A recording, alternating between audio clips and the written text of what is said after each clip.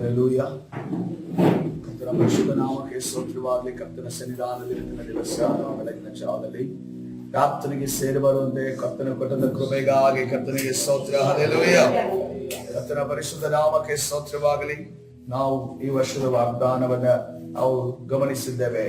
ಸಭೆಗೆ ಕೊಟ್ಟದ ಕರ್ತನ ಅತ್ಯಧಿಕ ಶಕ್ತಿಯನ್ನ ನಾವು ಆಶ್ರಯಿಸಿಕೊಳ್ಳಬೇಕೆಂದು ಕರ್ತನು ಹೇಳಿದ್ದಾನೆ. ಹಲ್ಲೆಲೂಯಾ. ಕರ್ತನ ಅತ್ಯಧಿಕ ಶಕ್ತಿಯನ್ನ ಇಸ್ರಾಯೇಲರು ಆಶ್ರಯಿಸಿಕೊಳ್ಳಬೇಕಾದ್ರೆ ಅವರಿಗೆ ಆ ಒಂದು ಅರಣ್ಯದ ಪ್ರದೇಶದಿಂದ, ದಾಸತ್ವದಿಂದ ಅರಣ್ಯದಿಂದ ವಾಗ್ದಾನ ದೇಶಕ್ಕೆ ಬರುವಾಗ ಅನೇಕ ಸವಾಲುಗಳನ್ನ ಅವರು ಎದುರಿಸಿದ್ರು. ಹಲ್ಲೆಲೂಯಾ. ಅನೇಕ ಅಡ್ಡಿಗಳನ್ನ ಅವರು ಎದುರಿಸಿದ್ರು, ಅನೇಕ ಶತ್ರುಗಳನ್ನ ಅವರು ಎದುರಿಸಿದ್ರು. ಆದ್ರೆ ಆ ಎಲ್ಲ ಅಡ್ಡಿಗಳು, ತೊಡರುಗಳು, ಶತ್ರುಗಳನ್ನ ಎದುರಿಸಿದರಿಂದಲೇ ದೇವರ ಕಾರ್ಯವು ಪ್ರಕಟವಾಯಿತು ಎಂದು ನಾವು ನೋಡಿದ್ದೇವೆ. ಹಲ್ಲೆಲೂಯಾ. ಆವಾಗ ಅವರು ಕರ್ತನ ಅತ್ಯಧಿಕವಾದ ಶಕ್ತಿಯನ್ನ ಆಶ್ರಯಿಸಿಕೊಳ್ಳುವಂತ ಪರಿಸ್ಥಿತಿ ಎದುರಾಯಿತು. ಹಲ್ಲೆಲೂಯಾ. ನಮಗೆ ಸವಾಲುಗಳು ಬಂದ ಕೂಡಲೇ, ನಮಗೆ ಕಷ್ಟಗಳು ಬಂದ ಕೂಡಲೇ, ನಮಗೆ ಬೇನೆಗಳು ಬಂದ ಕೂಡಲೇ, ನಮಗೆ ರೋಗಗಳು ಬಂದ ಕೂಡಲೇ ನಮ್ಮನ್ನ ಕುಗ್ಗಿಸುವುದಕ್ಕೋ ನಮ್ಮನ್ನ ಮುಗಿಸುವುದಕ್ಕೋ ಕರ್ತನ ಕಾರ್ಯವನ್ನ ಮಾಡುವ ಅಥವಾ ಸೈತಾನನಿಗೆ ಅವಕಾಶವನ್ನ ಕೊಡುವ ಆತನು ಆ ಕಾರ್ಯಕ್ಕೋಸ್ಕರವಲ್ಲ, ಆತನ ಕಾರ್ಯಗಳು ಪ್ರಕಟವಾಗುವುದಕ್ಕೋಸ್ಕರ. ಹಲ್ಲೆಲೂಯಾ. ಇಸ್ರಾಯೇಲರಿಗೆ ಒಂದು ವೇಳೆ ಬೇರೆ ಮಾರ್ಗ ಇರ್ತದ್ರೆ ಅವರು ಕೆಂಪು ಸಮುದ್ರದ ಮುಂದೆ ಬರ್ತಾ ಇರಲಿಲ್ಲ. ಅವರು ಕೆಂಪು ಸಮುದ್ರದ ಮುಂದೆ ಬಂದಿದ್ದರ ನಿಮಿತ್ತವಾಗಿ ಇಡೀ ಚರಿತ್ರೆಯಲ್ಲಿ ನಡೆಯದಂತ ಕಾರ್ಯ ಕೆಂಪು ಸಮುದ್ರ ಇಬ್ಬಾಗವಾಗಿ ಒಣ ನೆಲದಲ್ಲಿ ಇಸ್ರಾಯೇಲರು ನಡೆದರಿಂದ ನಾವು ನೋಡುತ್ತೇವೆ. ಹಲ್ಲೆಲೂಯಾ. ಯೆರಿಕೋ ಕೋಟೆಯ ಮುಂದೆ ಬಂದಾಗ ಯಾವುದೇ ಒಂದು ಶಸ್ತ್ರಾಸ್ತ್ರಗಳಿಲ್ಲದೆ ಅದನ್ನು ಹೊಡೆದುರುಳಿಸುವಂತ ಸಂದರ್ಭದಲ್ಲಿ ಕೇವಲ ಸ್ತೋತ್ರಗಳ ಮುಖಾಂತರವಾಗಿ ಅದನ್ನು ಹೊಡೆದುರುಳಿಸಿದರೆ ನಾವು ನೋಡ್ತಾ ಇದ್ದೇವೆ. ಹಲ್ಲೆಲೂಯಾ. ಅನಾಥ್ಯರ ಮುಂದೆ ಬಂದಾಗ, ಮನುಷ್ಯರ ಮುಂದೆ, ಹತ್ತಿರ ಉಳ್ಳಂತ ಮನುಷ್ಯರ ಮುಂದೆ ಬಂದು ನಿಂತ ಸಂದರ್ಭದಲ್ಲಿ ಕೂಡ ಕರ್ತನು ಅದೇ ವ್ಯಕ್ತಿಗಳ ಮುಖಾಂತರವಾಗಿ, ತನ್ನ ಮಕ್ಕಳ ಮುಖಾಂತರವಾಗಿ ಅವರನ್ನು ಸೋಲಿಸಿ ನಿಲ್ಲುವಂತೆ ಆತನ ಕಾರ್ಯಗಳು ಪ್ರಕಟವಾಯಿತು ಎಂದು ನಾವು ನೋಡ್ತೇವೆ. ಹಲ್ಲೆಲೂಯಾ.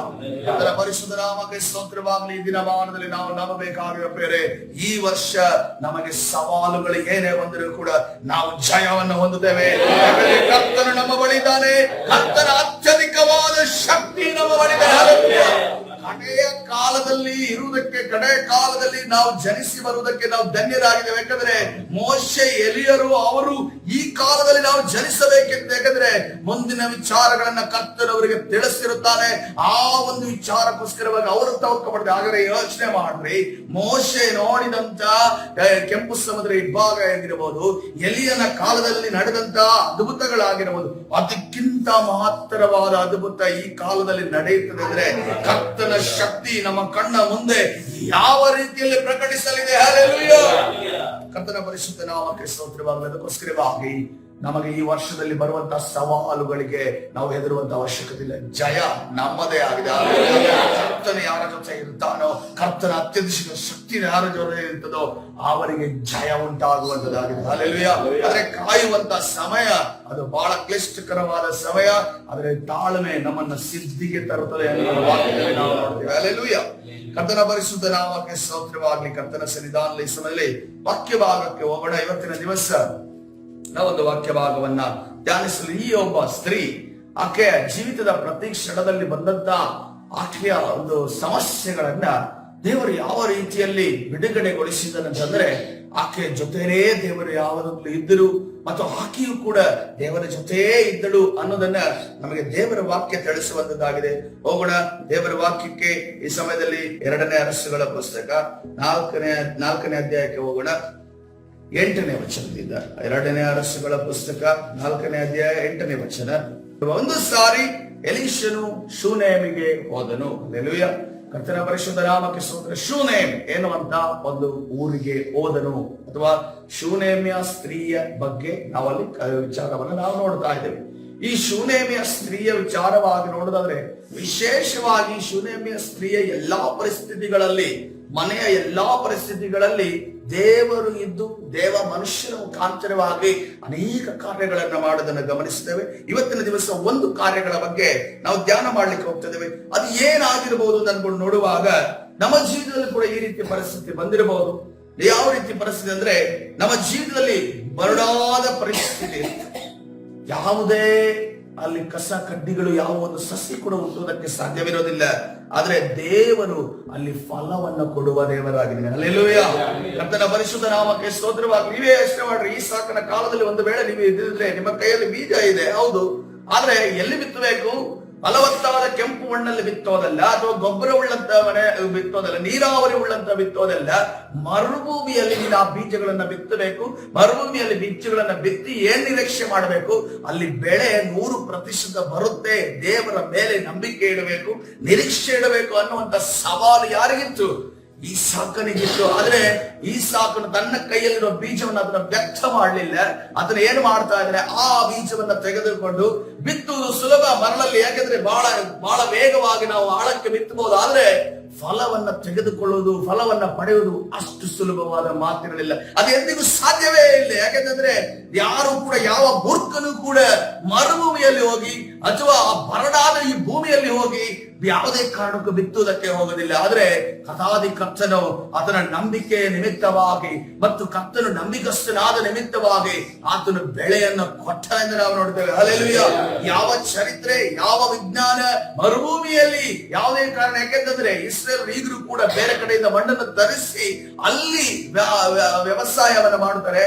ಇಡೀ ಲೋಕ ಏನು ಮಾಡ್ತಾ ಇದೆ? ಅವರು ಬೇರೆ ಕಡೆ ಮಣ್ಣನ್ನು ತಂದು ತಮ್ಮ ಭೂಮಿಯಲ್ಲಿ ವ್ಯವಸಾಯ ಮಾಡ್ತಾ ಇದ್ದಾರೆ. ಆದ್ರೆ ನಾವು ಭಾರತ ದೇಶದವರು ಅಥವಾ ಬೇರೆ ಕಡೆ ದೇಶದವರು ಏನ್ ಮಾಡ್ತಾ ಇದ್ವಿ? ಇಸ್ರೇಲ್ ಒಂದು ಏನು ವ್ಯವಸಾಯದ ಒಂದು ತಂತ್ರಜ್ಞಾನವನ್ನ ನಾವು ಉಪಯೋಗಿಸ್ತಾ ಇದೀವಿ. ಆದ್ರೆ ಕರ್ತನು ಅವರಿಗೆ ಒಂದು ವಿಶೇಷವಾದ ಜ್ಞಾನವನ್ನ ಕೊಟ್ಟಿದ್ದಾನೆ. ಈಸಾಕನಿಗೆ ಕೊಟ್ಟಂತ ಜ್ಞಾನ ಈಗಲೂ ಕೂಡ ಅವರ ಒಂದು ಮೆದುಳಿನಲ್ಲಿ, ಅವರ ಒಂದು ಹೃದಯದಲ್ಲಿ ಕರ್ತನು ಈಗಲೇ ಇಟ್ಟಿದ್ದಾನೆ. ಯಾಕೆಂದ್ರೆ ಆತನ ವಾಕ್ಯ ಅದು ಸಮೃದ್ಧಿಯಾದದು. ಹಲ್ಲೆಲೂಯಾ. ಅದು ಬೆಳೆಯನ್ನ ಕೊಡುವಂತದ್ದು, ಫಲವನ್ನ ಕೊಡುವಂತದಾಗಿದೆ. ಹಲ್ಲೆಲೂಯಾ. ಕರ್ತನ ಪರಿಶುದ್ಧ ನಾಮಕ್ಕೆ ಸ್ತೋತ್ರ. ಅದಕ್ಕೋಸ್ಕರವಾಗಿ ಬರಡಾದ ಪ್ರದೇಶದಲ್ಲಿ, ಮರುಭೂಮಿ ಎಂಬ ಸ್ಥಳದಲ್ಲಿ ಒಂದು ಸಸಿ ಕೂಡ, ಒಂದು ಎಲೆ ಕೂಡ ಹುಟ್ಟೋದಕ್ಕೆ, ಒಂದು ಬೇರು ಕೂಡ ಊರದಕ್ಕೆ ಸಾಧ್ಯ ಇರುವಂತಹ ಪರಿಸ್ಥಿತಿಯಲ್ಲಿ ಇರುವಂತ ನಿಮ್ಮ ಜೀವಿತದಲ್ಲಿ ಕರ್ತನು ಅಲ್ಲಿ ಸಮೃದ್ಧಿಯಾದ ಬೆಳೆಯನ್ನ ಬೆಳೆಸಲು ಶಕ್ತನಾಗಿದ್ದಾನೆ. ಹಲ್ಲೆಲೂಯಾ. ಈಕೆ ಜೀವಿತದಲ್ಲಿ ಕೂಡ ಈತನು ಯಾರು ಎಲಿಷ ಹೋಗ್ತಿದ್ದಾನೆ. 2ನೇ ಅರಸುಗಳ ಪುಸ್ತಕ 4ನೇ ಅಧ್ಯಾಯ 8ನೇ ವಚನ. ಎಲಿಷನು ಶೂನೇಮಿಗೆ ಹೋದನೆ ಎಂದು ಬರೆಯಲ್ಪಟ್ಟಿದೆ. ಶೂನೇಮ್ ಎನ್ನುವಂತ ಇಬ್ರಿಯು ಪದದ ಅರ್ಥವನ್ನು ನೋಡುವಾಗ ಅದು ಹೆಚ್ಚಾದ ದುಪ್ಪಟ್ಟಾದ ವಿಶ್ರಾಂತಿ ಎಂದು ನಾವು ನೋಡ್ತೇವೆ. ಅಲ್ಲಿ ಏನಿರ್ಬೇಕಿತ್ತು? ದುಪ್ಪಟ್ಟಾದ ವಿಶ್ರಾಂತಿ ಇರಬೇಕಿತ್ತು. ಆದ್ರೆ ಶೂನೇಮಿಳ ಅಲ್ಲಿ ಜೀವಿತದಲ್ಲಿ ದುಪ್ಪಟ್ಟಾದ ವಿಶ್ರಾಂತಿ ಇಲ್ಲ. ಆಕೆಯು ಕೂಡ ಒಂದು ಕೊರತೆ ಇತ್ತು. ಆ ಕೊರತೆ ಏನೆಂದು ಮುಂದಿನ ವಾಕ್ಯಗಳಲ್ಲಿ ನೋಡಿಕೊಳ್ಳೋಣ. ಮೊದಲನೇದಾಗಿ, ಆಕೆ ಅನುಭವಿಸಿದ ಹಾದಿಯಲ್ಲಿ ಹೋಗುತ್ತಿರುವಂತಹ ಸಂದರ್ಭದಲ್ಲಿ, ಆಕೆ ಶೋಧನೆಯಲ್ಲಿ ದಾಟಿ ಹೋಗುವ ಸಂದರ್ಭದಲ್ಲಿ ಆಕೆ ಯಾವ ರೀತಿ ಇದ್ಲು ಅನ್ನೋದನ್ನ ಇವತ್ತಿನ ದಿವಸ ಮೊದಲಿಗಾಗಿ ನಾವು ಗಮನಿಸೋಣ. ಅಲ್ಲಿ ನಾವು ನೋಡ್ತಾ ಇದ್ದೇವೆ, ಅಲ್ಲಿನ ಒಬ್ಬ ಕುಲೀನ ಸ್ತ್ರೀಯು ಅವನನ್ನು ತನ್ನ ಮನೆಯಲ್ಲಿ ಊಟ ಮಾಡಬೇಕೆಂದು ಒತ್ತಾಯಪಡಿಸಿದಳು. ಅಂದಿನಿಂದ ಅವನು ಆ ಮಾರ್ಗದಿಂದ ಹೋಗುವಾಗೆಲ್ಲ, 9ನೇ ವಚನ ಅನ್ಸುತ್ತೆ, ಮಾರ್ಗದಿಂದ ಹೋಗುವಾಗೆಲ್ಲ ಆ ಮನೆಯಲ್ಲೇ ಊಟ ಮಾಡುತ್ತಿದ್ದನು. ಈಕೆಯಲ್ಲಿ ಒಂದು ಗುಣ ಇತ್ತು. ಏನಂತಂದ್ರೆ, ದೇವರಿಂದ ಒಂದು ಆಶೀರ್ವಾದವನ್ನ ಆಕೆ ಪಡೆದುಕೊಳ್ಳಬೇಕಾಗಿದೆ, ಆದ್ರೆ ಅದನ್ನ ಪಡೆದುಕೊಳ್ತಾ ಇಲ್ಲ. ಆದ್ರೆ ಆಕೆ ಯಾವ ರೀತಿಯಲ್ಲಿ ಇದ್ದಾಳೆ ಅಂತಂದ್ರೆ, ನನಗೆ ಆಶೀರ್ವಾದ ದೊರೆಯದಿದ್ರೂ ಪರವಾಗಿಲ್ಲ, ನನ್ನಿಂದ ಆಗುವ ದೇವರ ಕಾರ್ಯವನ್ನ ನಾನು ಮಾಡ್ತೇನೆ ಎನ್ನುವುದನ್ನ ಆಕೆ ನಿಂತಿದ್ದಾಳೆ. ಪ್ರಿಯರೇ, ಹಲ್ಲೆಲೂಯಾ. ಈ ರೀತಿ ನಮಗೆ ಅನೇಕ ಬಾರಿ ಮಾಡೋದು ಕಷ್ಟ. ಯಾಕಂದ್ರೆ ದೇವರಿಂದ ಏನಾದ್ರೂ ಸಿಕ್ಕೋದಾದ್ರೆ ನಾನೇನಾದ್ರೂ ಮಾಡ್ತೀನಿ ಅನ್ನೋದನ್ನ ನಾವು ಬಯಸುವವರಾಗಿದ್ದೇವೆ. ಆದ್ರೆ ಈಕೆ ಏನನ್ನೂ ಬಯಸದೆ, ಆಕೆ ಏನು ನನಗೆ ಸಿಗದೆ ಹೋದ್ರೂ ಪರವಾಗಿಲ್ಲ, ಅಲ್ಲಿನ ಒಬ್ಬ ಕುಲೀನ ಸ್ತ್ರೀಯು ಅವನನ್ನು ತನ್ನ ಮನೆಯಲ್ಲಿ ಊಟ ಮಾಡಬೇಕೆಂದು ಒತ್ತಾಯಪಡಿಸಲು ಅಂದಿನಿಂದ ಅವನು ಆ ಮಾರ್ಗದಿಂದ ಹೋಗುವಾಗೆಲ್ಲ ಆ ಮನೆಯಲ್ಲೇ ಊಟ ಮಾಡುತ್ತಿದ್ದನು. ಹಲ್ಲೆಲೂಯಾ. ನಮಗೇನಾದ್ರೂ ಆಶೀರ್ವಾದ ಆಗ್ಲಿಲ್ಲ ಅಂತಂದ್ರೆ, ಯಾವ್ದಾದ್ರು ತಡೆಗಳು, ಸೋಲುಗಳು ಬಂದಂತ ಸಂದರ್ಭದಲ್ಲಿ ನಮಗೆ ವಿಶೇಷವಾಗಿ ದೇವರ ಮೇಲೆ ಒಂದು ರೀತಿಯ ಮಕ್ಕಳು ಹಠ ಮಾಡುವ ರೀತಿಯಲ್ಲಿ ಒಂದು ಸಿಟ್ಟು ಬರುತ್ತೆ, ಕೋಪ ಬರುತ್ತೆ. ಆದ್ರೆ ಈಕೆ ಅದನ್ನು ಯಾವುದನ್ನೂ ಇಟ್ಟುಕೊಳ್ಳದೆ, ದೇವ ಮನುಷ್ಯನು ಈ ದಾರಿಯಲ್ಲಿ ಹೋಗುತ್ತಿದ್ದಾರಲ್ಲ, ಆಚರಿಗೋದು ಊಟದ ಉಪಚಾರವನ್ನ ನಾವು ಮಾಡೋಣ. ಯಾಕಂದ್ರೆ ಆ ಮನುಷ್ಯನಿಗೆ ಯಾಕೆ ಮಾಡ್ತಾ ಇಲ್ಲ, ಮನುಷ್ಯನಿಗೆ ಯಾಕೆ ಮಾಡಿದ? ಆತನು ದೇವ ಮನುಷ್ಯನು, ಆತ ದೇವರ ವಾಕ್ಯವನ್ನ ನುಡಿಯುವವನು, ದೇವರ ಪ್ರವಾದನೆಯನ್ನು ನುಡಿಯುವವನು ಎನ್ನುವಂತ ಕಾರ್ಯಕ್ಕೋಸ್ಕರ ಮಾತ್ರವೇ ಪರಲೋಕವನ್ನ ನೋಡಿ ಮನುಷ್ಯನಿಗೆ ಮಾನಿಸ್ತಾ ಇದ್ದಾಳೆ ಹೊರತು ಯಾವುದೇ ಕಾರಣಕ್ಕೂ ಮನುಷ್ಯನನ್ನ ನೋಡಿ ಆಕೆ ನನ್ಗೇನೋ ಸಿಗುತ್ತೆ ಅಂತ ಅನ್ಕೊಂಡು ಆಕೆ ಮಾಡ್ತಾ ಇಲ್ಲ. ಆಕೆ ಏನಕ್ಕೆ ಮಾಡ್ತಾ ಇದ್ದಾಳೆ? ಪರಲೋಕವನ್ನ ಮಾನಿಸ್ತಾ ಇದ್ದಾಳೆ, ಪರಲೋಕದ ತಂದೆಯನ್ನ ಮಾನಿಸ್ತಾ ಇದ್ದಾಳೆ. ಒಂದು ವೇಳೆ ನನ್ನ ತಂದೆಯಾದ ದೇವರು ಒಂದು ವೇಳೆ ಇಲ್ಲಿ ಬರುತ್ತೆ ನಾನು ಉಪಚಾರ ಮಾಡ್ತಿದ್ದಿಲ್ವಾ ಅನ್ನುವ ಒಂದು ಕಾರ್ಯಕ್ಕೋಸ್ಕರ ಅಲ್ಲಿ ಕಾರ್ಯ ಮಾಡೋದನ್ನ ನಾವು ಎರಡನೇ ಗುಣವನ್ನ ನೋಡೋಣ. ಅವಳು ದೇವರ ಸೇವಕರಿಗೆ ಸಹಾಯ ಮಾಡಲು ಬಯಸಿದಳು ಎಂದು ನಾವು ನೋಡ್ತಾ ಇದ್ದೇವೆ. ಇಷ್ಟು ಮಾಡ್ತಾ ಇಲ್ಲ ಅವಳು ಇನ್ನು ಮುಂದುವರೆದು ಏನು ಮಾಡ್ತಾ ಇದ್ದಾಳೆ? 1ನೇ ಅರಸುಗಳ ಪುಸ್ತಕ 4:8-10 ವಚನಗಳು ನೋಡುವಾಗ 9ನೇ ವಾಕ್ಯಕ್ಕೆ ಬನ್ರಿ. ಆ ವಾಕ್ಯವನ್ನು ಓದುವೆ. 10ನೇ ವಾಕ್ಯಕ್ಕೆ ಬಂದ್ರೆ, ಆದುದರಿಂದ ನಾವು ಅವನಿಗೋಸ್ಕರ ಮಾಳಿಗೆಯ ಮೇಲೆ ಒಂದು ಸಣ್ಣ ಕೋಣೆಯನ್ನು ಕಟ್ಟಿಸಿ ಅದರಲ್ಲಿ ಒಂದು ಮಂಚ, ಮೇಜು, ಕುರ್ಚಿ, ದೀಪಸ್ತಂಭ ಇವುಗಳನ್ನು ಇಡೋಣ. ಅವನು ಇಲ್ಲಿ ಬಂದಾಗೆಲ್ಲ ಅದರಲ್ಲಿ ವಾಸ ಮಾಡಲಿ ಎಂದು ಹೇಳಿದಳು. ಹಲ್ಲೆಲೂಯಾ. ಕರ್ತನ ಪರಿಶುದ್ಧ ನಾಮಕ್ಕೆ ಸ್ತೋತ್ರವಾಗಲಿ. ಅಂದ್ರೆ ಒಬ್ಬ ದೇವ ಸೇವಕನಿಗೆ ಪ್ರಾರ್ಥನೆ ಮಾಡುವುದಕ್ಕೆ, ಆರಾಧನೆ ಮಾಡುವುದಕ್ಕೆ, ಸ್ತೋತ್ರ ಮಾಡುವುದಕ್ಕೆ, ಉಳ್ಕೊಳ್ಳುವುದಕ್ಕೆ, ಊಟ ಮಾಡುವುದಕ್ಕೆ ಎಲ್ಲಾ ವ್ಯವಸ್ಥೆಗಳನ್ನ ಇಲ್ಲಿ ಯಾರು ಮಾಡ್ತಾ ಇದ್ದಾಳೆ? ಶೂನ್ಯಸ್ತಿ ಮಾಡ್ತಾ ಇದ್ದಾಳೆ. ಆಕೆ ಹೆಸರು ನೋಡಿ, ಅನೇಕ ಬಾರಿ ನೋಡುವಾಗ ಕೆಲವು ಸರಿ ನಮ್ಗೆ ಏನಾದ್ರೂ ಒಂದು ಒಳ್ಳೆ ಕಾರ್ಯಗಳನ್ನ ಮಾಡ್ತಿದ್ದೀವಿ ಅಂದ್ರೆ ನಮ್ಮ ಹೆಸರುಗಳನ್ನ ಹೇಳಬೇಕು ಅಂತ ಬಯಸುತ್ತೆ. ಆದ್ರೆ ದೇವರು ಆಕೆ ಹೆಸರನ್ನು ಕೂಡ ಬರೆಸಿಲ್ಲ. ಆ ಸ್ತ್ರೀ ಯಾವ ವಂಶದವಳು, ಯಾವ ವಂಶಕ್ಕೆ ಸೇರಿದವಳು, ಎಲ್ಲಿದ್ದವಳು, ಯಾರು ಅನ್ನೋದನ್ನ ಇಲ್ಲಿ ಬರೆದಿಲ್ಲ. ಆದ್ರೆ ಇಲ್ಲಿ ಗಮನಿಸುವಾಗ ನೋಡ್ರಿ, ಯಾಕೆಂತಂದ್ರೆ ಆಕೆ ಸ್ವಭಾವ ಅಂತದ್ದಾಗಿತ್ತು. ಏನ್ ಕಾರ್ಯ ಮಾಡಿದ್ರು ಕೂಡ ದೇವರ ವಾಕ್ಯ ಹೇಳ್ತದೆ, ಒಂದು ಕೈಯಲ್ಲಿ ಮಾಡಿದ್ರೆ ಇನ್ನೊಂದು ಕೈಗೆ ತಿಳಿಯದಿರಲಿ ಅನ್ನೋ ರೀತಿಯಲ್ಲಿ ದೇವರ ವಾಕ್ಯ ಹೇಳಿದ ರೀತಿಯಲ್ಲಿ ಆ ರೀತಿಯ ಮಗಳು ಆಕೆ ಆಗಿದ್ದರ ನಿಮಿತ್ತವಾಗಿ ಆಕೆ ಹೆಸರು ಕೂಡ ಅಲ್ಲಿ ಬರದಿಲ್ಲ ಎಂದು ನಾವು ಗಮನಿಸುತ್ತೇವೆ. ಅದೇ ರೀತಿಯಲ್ಲಿ ಈ ರೀತಿಯ ಫೆಸಿಲಿಟಿಯನ್ನು ಯಾರಿಗೆ ಮಾಡಿಕೊಡ್ತಾ ಇದ್ದಾರೆ? ದೇವರ ಮನುಷ್ಯನಿಗೆ, ಒಬ್ಬ ಶೋಧನೆಯಲ್ಲಿ ಹಾದು ಹೋಗುತ್ತಿದ್ದ ಸ್ತ್ರೀ ಮಾಡಿಕೊಡುವುದನ್ನು ನಾವು ನೋಡ್ತಾ ಇದ್ದೇವೆ. ಹಲ್ಲೆಲೂಯಾ. ಆಕೆ ಮನುಷ್ಯನಿಗೆ ಮಾಡಿಕೊಡುದಿಲ್ಲ. ಮತ್ತೆ ತಿರುಗಿ ಹೇಳ್ತಾ ಇದ್ದಾನೆ, ಆಕೆ ಪರಲೋಕದ ತಂದೆಗೋಸ್ಕರ ಆ ಕಾರ್ಯವನ್ನು ಮಾಡಿದ್ರೆ. ಹಲ್ಲೆಲೂಯಾ. ನಮ್ಮ ಕಾರ್ಯಗಳು ನಾವು ಮನುಷ್ಯರ ನಿಮಿತ್ತವಾಗಿ ಮಾಡಿ, ನಾಳೆ ದಿವಸ ಆ ಮನುಷ್ಯ, ಆ ಎಲೀಷನು ಒಂದು ವೇಳೆ ಮುಂದಿನ ದಿನಮಾನದಲ್ಲಿ ಆಕೆ ಒಂದು ವೇಳೆ ಮನುಷ್ಯನ ನಿಮಿತ್ತವಾಗಿ ಮಾಡಿದ್ರೆ ಸಹಾಯವನ್ನ ಮರೆತಿದ್ದನೇನೋ, ಅಥವಾ ತನ್ನ ಎಲ್ಲ ಉಪಯೋಗಿಸಿಕೊಂಡು ಬಿಟ್ಟು ಹೋಗುತ್ತಿದ್ದ ಏನೋ, ಅಥವಾ ಮನುಷ್ಯನ ಮೇಲೆ ತೋರಿಸಿದ ಪ್ರೀತಿ ಅದು ಆತನು ಪ್ರತಿಫಲವಾಗಿ ಏನು ಕೊಡದಿರುತ್ತಿದ್ನೇನೋ. ಆದ್ರೆ ಆಕೆಯ ಪ್ರೀತಿ ಯಾರ ಮೇಲೆ ಇತ್ತು? ದೇವರ ಮೇಲೆ ಇತ್ತು. ಹಲ್ಲೆಲೂಯಾ. ಹಲ್ಲೆಲೂಯಾ. ಕರ್ತನ ಪರಿಶುದ್ಧ ನಾಮಕ್ಕೆ ಸ್ತೋತ್ರವಾಗಲಿ. ಮುಂದಿನ ಒಂದು ಆಕೆ ಇದ್ದಂತ ಒಳ್ಳೆಯ ಗುಣ, ಆಕೆ ಆತ್ಮಿಕವಾದ ಮಹಿಳೆಯಾಗಿದ್ದಳು. ಇದೇ ನಮ್ಗೆ ಗೊತ್ತಾಗುತ್ತೆ ಆತ್ಮಿಕವಾದ ಮಹಿಳೆಯಾಗಿದ್ದಾಳೆ. ನೋಡುವಾಗ 9ನೇ ವಚನ ನೋಡ್ರಿ, ಆ ಸ್ತ್ರೀಯು ತನ್ನ ಗಂಡನಿಗೆ, ಯಾವಾಗಲೂ ಈ ದಾರಿಯಿಂದ ಹೋಗುತ್ತಾ ಬರುತ್ತಾ ಇರುವ ಈ ಮನುಷ್ಯನು ಪರಿಶುದ್ಧನು, ದೇವರ ಮನುಷ್ಯನು ಆಗಿರುತ್ತಾನೆಂದು ನನಗೆ ಗೊತ್ತಾಯಿತು. ಹಲ್ಲೆಲೂಯಾ. ಒಬ್ಬ ವ್ಯಕ್ತಿಗೆ ಒಬ್ಬ ದೇವ ಮನುಷ್ಯ ಎಂದು ಗೊತ್ತಾಗಬೇಕಂತಂದ್ರೆ ದೇವರ ಒಂದು ಅಡಿಪಾಯ ಅದು ಗಟ್ಟಿಯಾಗಿರಬೇಕು. ವಾಕ್ಯದ ಅಡಿಪಾಯ ಗಟ್ಟಿಯಾಗಿದ್ದಾಗ ಮಾತ್ರವೇ ಈತನ ದೇವ ಮನುಷ್ಯ, ಇದು ನ್ಯಾಯ, ಇದು ಅನ್ಯಾಯ, ದೇವರ ಚಿತ್ತದ ಪ್ರಕಾರ ಇದೆ, ದೇವರ ಚಿತ್ತದ ಪ್ರಕಾರ ಇಲ್ಲ ಎಂದು ತೂಕ ಹಾಕೋದಕ್ಕೆ ಸಾಧ್ಯ. ಈಕೆ ಆತ್ಮಿಕವಾದ ಸ್ತ್ರೀಯಾಗಿದ್ದಳು ಅನ್ನೋದನ್ನ ಗಮನಿಸುತ್ತಕ್ಕೆ ಈ ವಾಕ್ಯವು ನಮ್ಮನ್ನ ಬೆಂಬಲ ಪಡಿಸುತ್ತದೆ. ಇದನ್ನ ನಾವು ನೋಡ್ತಾ ಇದ್ದೇವೆ. ಮುಂದೆ ಆಕೆಯ ಒಂದು ಒಳ್ಳೆಯ ಗುಣ ನೋಡುವಾಗ, ಅವಳು ನಮ್ರತೆಯ ಮತ್ತು ಯಾವುದನ್ನು ಅಪೇಕ್ಷಿಸಿದ ಸ್ತ್ರೀಯಾಗಿದ್ದಳು ಅನ್ನೋದನ್ನು ನಾವು ಗಮನಿಸುತ್ತೇವೆ. ಇದು ಯಾವ ವಾಕ್ಯದಲ್ಲಿ ನಮಗೆ ತಿಳಿದು ಬರ್ತದೆ? ಆಗ ಎಲೀಷನು 13ನೇ ವಚನ, ಆಗ ಎಲೀಷನು ಗೇಜಿಯ ಮುಖಾಂತರವಾಗಿ ಆಕೆಯನ್ನ, ನೀನು ಕಷ್ಟಪಟ್ಟು ನಿಮಗೆ ಇಷ್ಟೆಲ್ಲ ಉಪಕಾರ ಮಾಡಿದಿ, ನಾನು ನಿನಗೆ ಯಾವ ಪ್ರತ್ಯುಪಕಾರ ಮಾಡಲಿ? ನಿನಗೋಸ್ಕರವಾಗಿ ಅರಸನ ಮುಂದಾಗಲಿ ಸೇನಾಪತಿಯ ಮುಂದಾಗಲಿ ಮಾತನಾಡಬೇಕೋ ಎಂದು ಕೇಳಲು ಆಕೆಯು, ನಾನು ಸ್ವಕುಲದವರ ಮಧ್ಯದಲ್ಲಿ ಸುಖವಾಗಿದ್ದೇನೆ ಎಂದು ಉತ್ತರ ಕೊಟ್ಟಳು. ಹಲ್ಲೆಲೂಯಾ. ಅಲ್ಲಿ ಕಾರ್ಯ ಮಾಡ್ತಾ ಇದ್ದಾಳೆ, ಆದ್ರೆ ಯಾವುದೇ ಪ್ರತ್ಯುಪಕಾರವನ್ನ ಆಕೆ ಬಯಸ್ತಾ ಇದ್ದಿಲ್ಲ, ಯಾವುದೇ ರಿಟರ್ನ್ಸ್ ಅನ್ನ ಆಕೆ ಬಯಸ್ತಾ ಇದ್ದಿಲ್ಲ. ಯಾಕೆಂತಂದ್ರೆ ಈಗಿನ ಒಂದು ದಿನಮಾನ ಹೇಗಿದೆ ಅಂತಂದ್ರೆ, ನನಗೆ ಲಾಭ ಸಿಕ್ಲಿಲ್ಲ ಅಥವಾ ನಾನು ಬಂಡವಾಳ ಆಗಿದ್ದಕ್ಕೆ ನನಗೆ ರಿಟರ್ನ್ ಸಿಕ್ಕಿಲ್ಲ ಅಂತಂದ್ರೆ ನಾವು ಯಾವುದೇ ವಿಚಾರಕ್ಕೂ ಕೈ ಹಾಕಕ್ಕೆ ಹೋಗೋದಿಲ್ಲ. ಅದನ್ನ ನಾವು ಲೋಕದಲ್ಲಿ ಮಾಡ್ತೇವೆ. ಆದ್ರೆ ಲೋಕವನ್ನ ಬಿಟ್ಟು ನಾವು ಕ್ರಿಸ್ತನಲ್ಲಿ ಬಂದಾಗಲೂ ಕೂಡ ನಾವು ದೇವರ ಕಾರ್ಯದಲ್ಲೂ ಕೂಡ ಕೆಲವು ಬಾರಿ ಹಾಗೆ ವರ್ತಿಸುತ್ತೇವೆ. ನನಗೆ ಇಷ್ಟು ನಾನು ಸಮಯ ಇನ್ವೆಸ್ಟ್ಮೆಂಟ್ ಮಾಡಿದ್ರೆ, ನಾನು ಸೇವಾ ಕಾರ್ಯಗಳನ್ನ ಮಾಡಿದ್ರೆ, ನಾನು ಒಳ್ಳೆಯ ಕಾರ್ಯಗಳನ್ನ ಮಾಡಿದ್ರೆ, ಅಥವಾ ನಾವು ಸೇವಕರಿಗೆ ಬೆಂಬಲವಾಗಿ ನಿಂತ್ರೆ, ಅಥವಾ ಕಾಯರ್ ಟೀಮ್ನಲ್ಲಿ ಎಲ್ಲಿದ್ದೀರಿ, ಕಾಯರ್ ಟೀಮ್ನಲ್ಲಿ ಇಷ್ಟು ಒಳ್ಳೆಯ ನಾನು ಗಾನ ಮಾಡಿದ್ರೆ ನನಗೇನಾದ್ರೂ ಇದರಿಂದ ರಿಟರ್ನ್ ಸಿಗಬೇಕು ಅಂತ ಅನ್ಕೊಂಡು ನಾವು ಬಯಸ್ತೇವೆ. ಆದ್ರೆ ಈಕೆಯ ಒಂದು ಸ್ವಭಾವ ನೋಡ್ರಿ, ಆಕೆ ಏನನ್ನ ಇನ್ವೆಸ್ಟ್ ಮಾಡ್ತಾ ಇದ್ದಾಳೆ, ಆ ದೇವ ಸೇವಕರಿಗೆ ಏನ್ ಫೆಸಿಲಿಟಿಯನ್ನು ಕೊಡ್ತಾ ಇದ್ದಾಳೆ, ಆದ್ರೆ ಒಂದು ಚೂರು ಕೂಡ ಪ್ರತ್ಯುಪಕಾರವನ್ನ, ಆಕೆ ಪ್ರತಿಫಲವನ್ನ ಆಕೆ ಬಯಸದವಳಾಗಿದ್ದಾಳೆ. ಹಲ್ಲೆಲೂಯಾ, ಕರ್ತನ ಪರಿಶುದ್ಧ ನಾಮಕ್ಕೆ ಸ್ತೋತ್ರ. ಅದೇ ರೀತಿ ಇಷ್ಟು ವಿಚಾರಗಳು, ಆಕೆ ಒಳ್ಳೆ ಕಾರ್ಯಗಳಿದ್ರು ಕೂಡ ಆಕೆಗೆ ಒಂದು ಸಮಸ್ಯೆ ಇತ್ತು. ಏನಂತಂದ್ರೆ ಆ ಸಮಸ್ಯೆಯನ್ನ ಆಕೆ ಬಾಯಲ್ಲಿ ಹೇಳ್ತಾ ಇಲ್ಲ, ಆದ್ರೆ ಪ್ರವಾದಿ ಅದನ್ನ ತಿಳಿದುಕೊಳ್ತಾ ಇದ್ದಾರೆ. ಏನದು ಸಮಸ್ಯೆ ಇದೆ ನೋಡುವಾಗ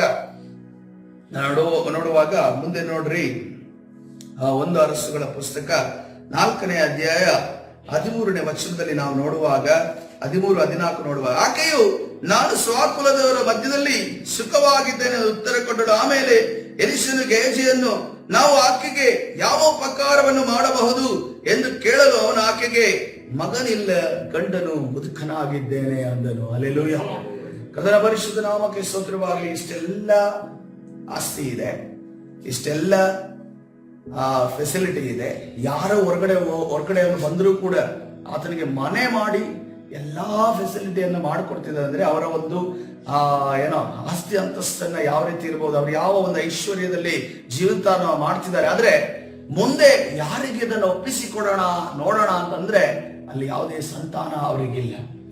ಎಂತ ಒಂದು ಕಷ್ಟದ ಪರಿಸ್ಥಿತಿಯಲ್ಲಿ ಶೂನ್ಯಮೆ ಸ್ತ್ರೀ ಹಾದು ಹೋಗುತ್ತಿದ್ದಾಳೆ. ಅಂದ್ರೆ ಆಕೆ ಮುಂದೆ ಕೇಳಿದಂತ ಸಂದರ್ಭದಲ್ಲಿ ಆಕೆ ಯಾವ ಮಾತನ್ನು ಕೂಡ ಹೇಳ್ತಾ ಇಲ್ಲ. ಆದ್ರೆ ಇಲ್ಲಿ ಪ್ರವಾದಿ ಏನ್ ಮಾಡ್ತಾ ಇದ್ದಾನೆ, ದೇವರು ಕೂಡ ಏನು ತಿಳಿಸ್ಕೊಡ್ತಾ ಇಲ್ಲ. ಈ ಒಂದು ಪ್ರಕ್ರಿಯೆ ನೋಡುವಾಗ ದೇವರು ಯಾವುದೇ ಕನಸಿನಲ್ಲಾಗ್ಲಿ, ಯಾವ ಪ್ರವಾದನೆ ಮಾತುಗಳನ್ನಾಗ್ಲಿ ಇಲ್ಲಿ ಮಾತನಾಡ್ತಾ ಇಲ್ಲ. ಆದ್ರೆ ಪ್ರವಾದಿಗೆ ಏನು ಪ್ರೇರೇಪಣೆ ಆಗ್ತಾ ಇದೆ, ದೇವರ ಮನುಷ್ಯನಿಗೆ ಏನಾದ್ರು ಪ್ರೇರೇಪಣೆ ಆಗ್ತದೆ, ನಾನು ಏನಾದ್ರೂ ಈಕೆಗೋಸ್ಕರ ನಾನು ಮಾಡಬೇಕು. ಹಲ್ಲೆಲೂಯಾ, ಕರ್ತನ ಪರಿಶುದ್ಧ ನಾಮಕ್ಕೆ ಸ್ತೋತ್ರವಾಗಲಿ. ಆವಾಗ ಅಲ್ಲಿ ಗೇಜಿಯು ಏನ್ ಮಾಡ್ತಾ ಇದ್ದಾರೆ, ಶಿಷ್ಯನಾದ ಗೇಜಿ ಏನ್ ಮಾಡ್ತಾ ಇದ್ದಾರೆ, ಈಕೆಗೆ ಮಗನಿಲ್ಲ, ಈಕೆ ಜೀವಿತ ಬರುಡಾಗಿದೆ, ಈಕೆ ಜೀವಿತ ಮರುಭೂಮಿಯಾಗಿದೆ. ಆದ್ರೂ ಕೂಡ ಈ ಮರುಭೂಮಿಯ ಮಧ್ಯದಲ್ಲಿ ನಾವು ನೋಡ್ತಾ ಇದ್ದೇವೆ, ಗಮನಿಸ್ತೇವೆ, ಆ ಮರುಭೂಮಿಯ ಮಧ್ಯದಲ್ಲಿ ಕೂಡ ಪಾಪಸ್ ಕಳ್ಳಿ ಅನ್ನುವಂತ ಒಂದು ಗಿಡವನ್ನು ದೇವರು ಇಟ್ಟಿದ್ದಾನೆ. ಹಲ್ಲೆಲೂಯಾ, ಪಾಪಸ್ ಕಳ್ಳಿ ಅನ್ನುವಂತ ಒಂದು ಗಿಡವನ್ನು ಕೂಡ ದೇವರು ಇಟ್ಟಿದ್ದಾನೆ. ಅದು ಮುಳ್ಳಿನಿಂದ ಕೂಡಿದರೂ ಕೂಡ ಅನೇಕ ಒಂಟೆಗಳು ಆಗಿರ್ಬೋದು ಅಥವಾ ಬೇರೆ ಪ್ರಾಣಿಗಳಲ್ಲಿ ಯಾವುದು ಹೋಗುತ್ತಿದ್ರೆ, ಈ ಪಾಪಸ್ ಕಳ್ಳಿ ಎಲ್ಲಿ ಬೆಳೆಯುತ್ತೋ ಅಲ್ಲಿ ನೀರಿನ ಸಾಂದ್ರತೆ ಇದೆ ಎಂದು ಗಮನಿಸುತ್ತಾರೆ. ಸೈಂಟಿಸ್ಟ್ಗಳು ಕೂಡ ಇಲ್ಲಿಂದ ಏನಾದ್ರು ನೀರು ತೆಗೆಯಕ್ಕೆ ಸಾಧ್ಯನಾ ಅಂತ ಅನ್ಕೊಂಡು ಯಾವ ರೀತಿಯಲ್ಲಿ ಮೊದಲನೇದಾಗಿ ಚೆಕ್ ಮಾಡ್ತಾರೆ ಅಂತಂದ್ರೆ, ಆ ಪಾಪಾಸ್ ಕಳ್ಳಿ ಅನ್ನುವಂತ ಆ ಒಂದು ಕಳ್ಳಿ ಗಿಡ ಎಲ್ಲಿ ಬೆಳೆದಿರುತ್ತೋ ಈಗ ಅದೆಲ್ಲೆಲ್ಲ ಬೆಳೆಯುತ್ತೆ. ಆದ್ರೆ ಮೊದಲು ಕಾಲದಲ್ಲಿ ನೋಡುವಾಗ ಅದು ಮರುಭೂಮಿಯಲ್ಲಿ ಮಾತ್ರವೇ ಬೆಳೀತಾ ಇದೆ. ಸೊ ಅಲ್ಲಿ ನೀರಿನ ಸಾಂದ್ರತೆ ಎಷ್ಟಿದೆ ಅನ್ನೋದನ್ನ, ಅದೇ ರೀತಿಯಲ್ಲಿ ಸ್ವಲ್ಪ ನೀರಿನ ಸಾಂದ್ರತೆ ಇದ್ದಂತ ಸ್ಥಳದಲ್ಲಿ ಶುನೇಮ್ಯ ಎನ್ನುವಂತ ಒಂದು ಸ್ತ್ರೀ ಆ ಒಂದು ಬರುಡಾದ ಭೂಮಿಯಲ್ಲಿ ಬೆಳೀತಾ ಇದ್ದಾರೆ. ಹಲ್ಲೆಲೂಯಾ, ಇದನ್ನು ನೋಡಿದಂತ ಕರ್ತಾದಿ ಕರ್ತನು, ದೇವ ಮನುಷ್ಯನು ಅದೇ ದಾರಿಯಲ್ಲಿ ಹೋಗುವಾಗ, ಅದೇ ದಾರಿಯಲ್ಲಿ ಬರುವಾಗ, ಅದೇ ದಾರಿಯಲ್ಲಿ ಹೋಗುವಾಗ, ಅದೇ ದಾರಿಯಲ್ಲಿ ಬರುವಾಗ ಮಾಡ್ತಿದ್ದಾರೆ. ಇದು ಯಾರ ಕಣ್ಣಿಗೆ ಬೀಳುವಂತೆ ಮಾಡಿದ? ದೇವರು ಶೂನೇಮಿಯ ಸ್ತ್ರೀಯ ಕಣ್ಣಿಗೆ ಬೀಳುವಂತೆ ಮಾಡಿದ. ಹಲ್ಲೆಲೂಯಾ, ಕರ್ತನ ಪರಿಶುದ್ಧ ನಾಮಕ್ಕೆ ಸ್ತೋತ್ರವಾಗಲಿ. ಪ್ರಿಯರೇ, ನಮ್ಮ ಜೀವಿತ ಕೂಡ ಇವತ್ತಿನ ದಿವಸ ಮರುಭೂಮಿಯ ರೀತಿಯಲ್ಲಿ ಬರುಡ ಆಗಿರಬಹುದು, ಯಾವುದೇ ಸಸಿಗಳು ಹುಟ್ಟದ ರೀತಿಯಲ್ಲಿ ಆಗಿರಬಹುದು, ನೀರಿಲ್ಲದ ಪ್ರದೇಶ ಆಗಿರಬಹುದು. ಈ ಮರುಭೂಮಿಯಲ್ಲಿ ಹೆಚ್ಚು ಜನ ಯಾರು ನೋಡೋದಕ್ಕೆ ಹೋಗ್ತಾರೆ? ಕೇವಲ ಒಂದು ವಿಸಿಟರ್ಸ್ ಆಗಿ ಈಗಿನ ಸಮಾಜದಲ್ಲಿ ಹೋಗ್ತಾರೆ. ಯಾಕೆಂದ್ರೆ ಅಲ್ಲಿ ಈಗ ಎಲ್ಲ ಫೆಸಿಲಿಟಿಗಳನ್ನ ಟೂರಿಸಂ ಏರಿಯಾ ಆಗಿದೆ. ತಾರ್ ಮರುಭೂಮಿ ಆಗಿರ್ಬೋದು, ಮಧ್ಯಪ್ರಾಚ್ಯದಲ್ಲಿರುವಂತಹ ಮರುಭೂಮಿಗಳಾಗಿರ್ಬೋದು. ಮೊದಲು ಯಾರು ಕೂಡ ಸ್ಥಳಕ್ಕೆ ಹೋಗ್ತಾ ಇಲ್ಲ. ಯಾಕಂದ್ರೆ ನಾವು ಬೆಳಿಗ್ಗೆಯಿಂದ ರಾತ್ರಿ ನಡೆಯಬೇಕು ಅಂತಂದ್ರೆ ಒಂದು ಗಾಳಿ ಅಲ್ಲಿ ಬೀಸೋದಾದ್ರೆ ಒಂದು ಸ್ಥಳ ಇದ್ದ ರೀತಿಯಲ್ಲಿ ಒಂದು ಸ್ಥಳ. ಯಾಕಂದ್ರೆ ಮರಳಿನ ಒಂದು ದಿಬ್ಬಗಳು ಒಂದು ಕಡೆಯಿಂದ ಒಂದು ಕಡೆ ರಾಶಿಗೆ ಅದು ಬೀಳೋದು. ಆ ಸಮಯದಲ್ಲಿ ಯಾವುದನ್ನು ನಾವು ಏನನ್ನು ತೆಗೆದುಕೊಂಡು ಹೋಗಿದ್ರು ಕೂಡ ವೆರಿ ಡೇಂಜರಸ್ ಆಗಿರೋದು. ಯಾವ ರೀತಿ ಸಮುದ್ರ ಡೇಂಜರ್ ಆಗಿದೆಯೋ ಅದೇ ರೀತಿಯಲ್ಲಿ ಆ ಮರಳು ಕೂಡ ಅದು ಡೇಂಜರಸ್ ಆಗಿರುವಂತ ವಿಚಾರ. ಯಾವ ಟೈಮಲ್ಲಿ ಏನಾಗ್ತದೆ ಅನ್ನೋದನ್ನ ಗೊತ್ತಿಲ್ಲದ ನಿಮಿತ್ತವಾಗಿ ವ್ಯಾಪಾರಿಗಳು ಅವರು ಹೆಚ್ಚು ಕಾಲ ಮರುಭೂಮಿ ಪ್ರದೇಶವಾಗಿ ಇರ್ತಾ ಇರಲಿಲ್ಲ, ಅವರ ಪ್ರಯಾಣ ಮಾಡಿ ಮುಂದೆ ಸಾಗ್ತಾ ಇದ್ರು. ಇಂಥ ಒಂದು ಮರುಭೂಮಿ ಸ್ಥಳದಲ್ಲಿ ಹೋಗದೇ ಇರುವಂತ ಶೂನೇಮಿಯ ಸ್ತ್ರೀಯನ್ನ ಎಲ್ಲ ನೋಡ್ರಿ, ಗಮನಿಸ್ರಿ, ಸಂತಾನ ಇಲ್ಲದಂತ ಒಬ್ಬ ಸ್ತ್ರೀಗೆ ಯಾವ ರೀತಿಯ ಒಂದು ಆ ಒಂದು ದಿನಮಾನದಲ್ಲಿ ಎಷ್ಟು ಒಂದು ಅವಮಾನಗಳಿರ್ಬೋದು, ನಿಂದೆಗಳಿರಬಹುದು, ಜನರು ಮಾಡ್ತಿರಬಹುದು. ಎಷ್ಟೇ ಐಶ್ವರ್ಯ ಅಂದ್ರೆ ಏನು, ನಿನ್ನ ಐಶ್ವರ್ಯಕ್ಕೆ ಒಬ್ಬ ವಾರಸ್ದಾರ ಇಲ್ಲ ಅಲ್ಲ ಅನ್ನುವ ರೀತಿಯಲ್ಲಿ ಹೈಯಾಳಿಸ್ತಿರಬಹುದು. ಆದ್ರೆ ಕರ್ತನು ಆಕೆಯನ್ನ ನೋಡಿದನೆಂದು ನಾವು ನೋಡಿದ್ದೇವೆ. ಹಲ್ಲೆಲೂಯಾ. ಆ ಶೂನೇಮಿಯ ಸ್ತ್ರೀಯನ್ನ ನೋಡಿದಂತ ದೇವರು 2 ವರ್ಷಗಳ ಪುಸ್ತಕ 4ನೇ ಅಧ್ಯಾಯ 16ನೇ ವಚನದಲ್ಲಿ ನಾವು ಗಮನಿಸುತ್ತೇವೆ. ಎಲೀಷನು ಆಕೆಗೆ, ನೀನು ಬರುವ ವರ್ಷ ಇದೇ ಕಾಲದಲ್ಲಿ ಒಬ್ಬ ಮಗನನ್ನು ಅಪ್ಪಿಕೊಂಡಿರುವಿ ಅಂದರು. ಅದಕ್ಕೆ ಆಕೆಯು, ದೇವರ ಮನುಷ್ಯನೇ, ಒಡೆಯರೇ, ಹೀಗೆ ಹೇಳಿ ನಿನ್ನ ದಾಸಿಯನ್ನು ವಂಚಿಸಬೇಡ ಎಂದು ನುಡಿದಳು. ಆ ಸ್ತ್ರೀಯು ಗರ್ಭಿಣಿಯಾಗಿ ಎಲೀಷನು ಹೇಳಿದಂತೆ ಮುಂದಿನ ವರ್ಷ ಅದೇ ಕಾಲದಲ್ಲಿ ಒಬ್ಬ ಮಗನನ್ನು ಹೆತ್ತಳು. ಹಲ್ಲೆಲೂಯಾ. ಕರ್ತನ ಪರಿಶುದ್ಧ ನಾಮಕ್ಕೆ ಸ್ತೋತ್ರ. ಬರುಡಾದ ಜಾಗದಲ್ಲಿ ಒಂದು ಫಲವನ್ನ ಕೊಡುವ ದೇವರು ನಮ್ಮ ದೇವರಾಗಿದ್ದಾರೆ.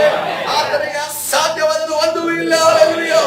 ಇದೇ ಬರುಡಾದ, ನೀವು ಆಲೋಚನೆ ಮಾಡ್ರಿ, ಇಸ್ರೇಲ್ ದೇಶದಲ್ಲಿ ಬೆಳೆಯನ್ನ ಬೆಳೆದು ಅಲ್ಲಿ ಯಾವುದೇ ರೀತಿಯ ಫಲವನ್ನ ಕಂಡುಕೊಳ್ಳಲು ಸಾಧ್ಯ. ಆದರೂ ಕೂಡ ಇವತ್ತಿನ ದಿವಸ ನೋಡುತ್ತೇವೆ, ಇಸ್ರೇಲ್ ದೇಶದಲ್ಲಿ ಆ ಮರುಭೂಮಿಯ ಪ್ರದೇಶದಲ್ಲಿ ಈಗಲೂ ಕೂಡ ಬೆಳೆಯನ್ನ ಬೆಳೆದು ಫಲವನ್ನ ಕೊಯ್ಯುವವರಾಗಿದ್ದಾರೆ. ಯಾವ ರೀತಿಯ ಫಲ? ಸಮೃದ್ಧಿಯಾದ ಫಲವನ್ನ ಕೊಯ್ದಿದ್ದಾರೆ. ಅಲ್ಲಿ ಕೊಡುವಂತ ಒಂದು ಗಿಡ ಕೊಡುವಂತ ಫಲ ಇಲ್ಲಿ ನಾವು ಕಾಣ್ತಾ ಇಲ್ಲ, ಅಥವಾ ಬೇರೆ ದೇಶದಲ್ಲಿ ನಾವು ಕಾಣ್ತಾ ಇಲ್ಲ. ಯಾಕೆಂದ್ರೆ ಅದೊಂದು ದೇವನಾಡು, ದೇವ ಪುತ್ರನು ನಡೆದಂತಹ ನಾಡು, ಮತ್ತು ದೇವರು ಆರಿಸಿಕೊಂಡ ಜನಾಂಗ, ದೇವರು ಆರಿಸಿಕೊಂಡ ದೇಶ ಆಗಿದೆ. ಕರ್ತನ ಪರಿಶುದ್ಧ ನಾಮಕ್ಕೆ ಸ್ತೋತ್ರವಾಗಲಿ. ಪ್ರೇರೆ, ಕರ್ತನ ಸನ್ನಿಧಾನದಲ್ಲಿ ಬರುಡಾದ ಪ್ರದೇಶದಲ್ಲಿ ಆತನು ಫಲವನ್ನ ಕೊಡುವ ಆತನಾಗಿದ್ದಾನೆ. ನಾವು ನೋಡ್ತಾ ಇದ್ದೇವೆ, ನಾವೇನು ನಿಮ್ಮ ಜೀವಿತದಲ್ಲಿ ಇರುವ ಬರುಡಾದ ಕ್ಷೇತ್ರದಲ್ಲಿ ದೇವರು ಫಲವನ್ನ ಕೊಡುವ ಆತನಾಗಿದ್ದಾನೆ.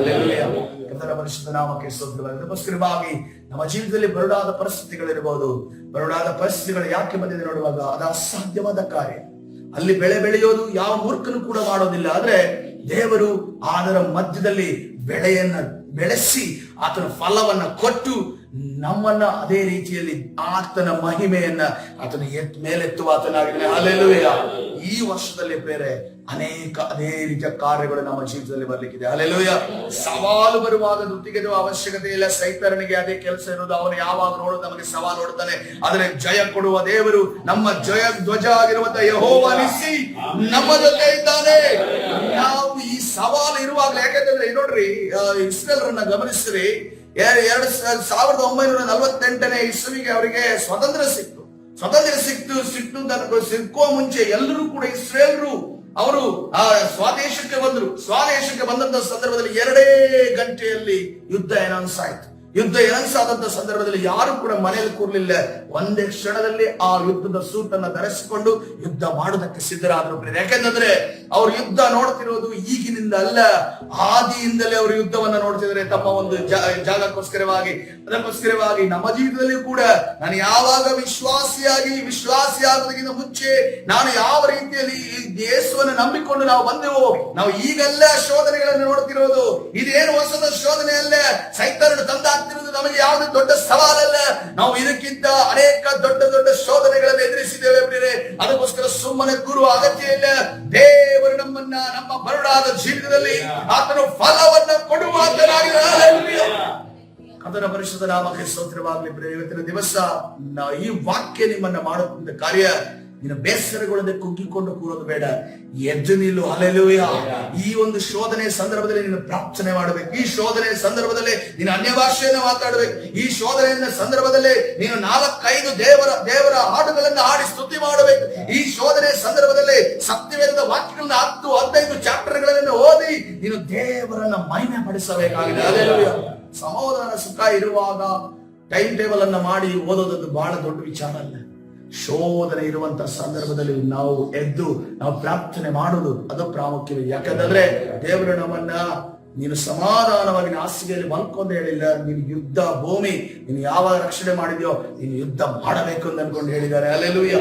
ಅದಕ್ಕೋಸ್ಕರವಾಗಿ ಕರ್ತನ ಸನ್ನಿಧಾನ ಇವತ್ತಿನ ದಿವಸ ದೇವರು ಶೂನೇಮಿಯ ಸ್ತ್ರೀಯ ಜೀವಿತದಲ್ಲಿ ಮಾಡಿದಂತ ಇದೇ ಆಶೀರ್ವಾದವನ್ನ ಬರುಡಾದ ಭೂಮಿಗಳ ಯಾರ ಜೀವಿತದಲ್ಲಿ ಸೈತಾನನು ಮಾಡಿದ್ದಾನೋ ಅಲ್ಲಿ ದೇವರು ಅಲ್ಲಿ ಫಲವನ್ನ ಕೊಡ್ಲಿಕ್ಕೆ ಹೋಗ್ತಾನೆ. ಒಂದು ಸಸಿಯನ್ನ ಬೀಜವನ್ನ ಬಿತ್ತಲಿಕ್ಕೆ ಹೋಗ್ತಾ ಇದ್ದಾರೆ. ಹಲ್ಲೆಲೂಯಾ.